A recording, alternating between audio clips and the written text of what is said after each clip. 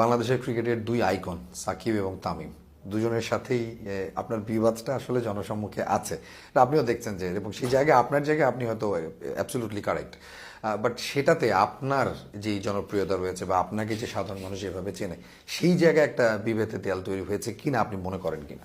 কথাটা হচ্ছে right or wrong এর এখন পারসেপশন কি হলো, মানুষ কি মনে করলো বা কিভাবে সেটা প্রেজেন্ট করা হলো, মিসপ্রেজেন্ট করা হলো কিনা, এটা অনেক কিছু আছে, কিন্তু আমার জায়গা থেকে আমি রাইট পাথে থাকতে চাই। যখন কনসালটেশনের ভিত্তিতে বা নিজের বিবেকের জায়গা থেকে মনে হয় আমি রাইট পাথে আছি, আমি থাকতে চাই। আমি কারোর প্রতি বিশেষ সুদৃষ্ট দিতে চাই না, কারোর প্রতি আবার অপ্রয়োজনীয় বায়াসনেসও রাখতে চাই না। তামিম ইকবাল খান, আমি বলেছি যে আশরাফুল ভাই এবং তামিম ইকবাল খান দুজন আমার প্রিয় খেলোয়াড়।